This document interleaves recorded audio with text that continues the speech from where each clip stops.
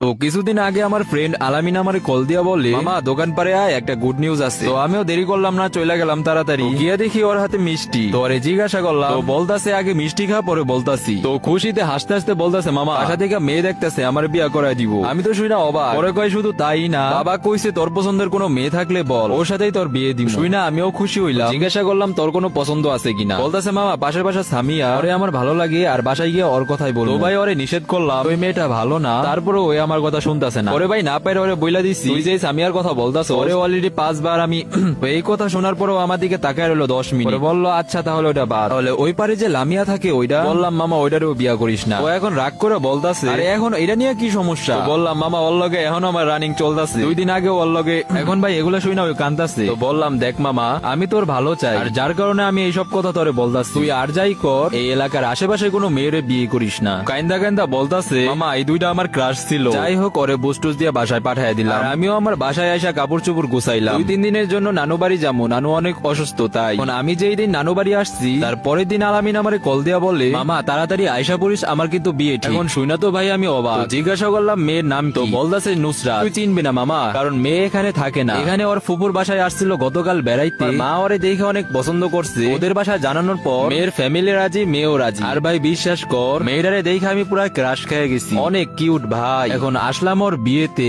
দেখলাম ওই অনেক খুশি। ওরে বললাম, মামা মেয়ে তো এই এলাকার না তাই না। তো বলতাছে, মামা প্যারা নিস না, মেয়ে এই এলাকার না। আর তাছাড়া মেয়ের ব্যাকগ্রাউন্ড খুব ভালো। গতকাল ওদের বাড়ি আমার বাবা মা গেছিল, ইয়া মেয়ের নামে কোন রকম কোনো ব্যাক রিপোর্ট পায় নাই। আর তাছাড়া আশেপাশে এলাকার সব মুরব্বীরা মেয়ের নামে খুব ভালো প্রশংসাই করে। আর হ্যাঁ তোর ভাবি এখানেই আছে, ইয়া দেখাই কথা বল আর আমারে জানা। ওকে তোর বিআইনরাও আছে। তো গেলাম, গিয়ে আধা ঘন্টা পর আসলাম। তো আমারে দেখা বলতাছে, মামা তোর এত মন খারাপ কে? আজকে আমার বিয়া সবাই আনন্দ করতেছে, বাট তোর মনটা অনেক খারাপ। আর তুই তোর ভাবির লগে কি কথা বললি, কি কেমন মনে হইলো? হ্যাঁ আমি কি জিতছি না মামা? তো ওরে বললাম, দেখ মামা আমি ভাবিরে কতক্ষণ বুঝাইলাম, ও তোর লাইফে আসছে, তোরে যেন ওই খুব ভালো করে বোঝার চেষ্টা করে, আর যেন দুঃখ কষ্ট সবসময় তোর পাশে থাকে। তো এটা শুই না ওই কান্না করে দিছে, আর জড়ায় ধরে আমারে বলতাছে, মামা সত্যি তুই আমার কত খেয়াল রাখো। তো আমিও অনেক ইমোশনাল হয়ে গেছি, তাই আমার রুমে আইসা দরজা আটকায়া চোখের পানি আর ধরে রাখতে পারি নাই, কান্না করে দিছি। কারণ ভাই একটু আগে যখন ওর বউরে দেখতে গেছি, দেখা আমি অবাক। আরে নুসরাত তুমি এখানে? তো আমার জড়ায় ধরে কান্না করে দিছে। পরে জিজ্ঞাসা করলাম কান্না করো কেন? তো বলতাছে, আমি তোমারই খোঁজার জন্য এখানে আসছিলাম। জিজ্ঞাসা করলাম কি হইছে বলো আমারে। বলতাছে, গত 3-4 মাস আগে যখন আমি এখানে আসছিলাম, তোমারে বারবার বলছিলাম পলিথিন নিয়ে আসো, তুমি তো আমার কথা শুনলা না। এখন আমার 3 মাস চলে,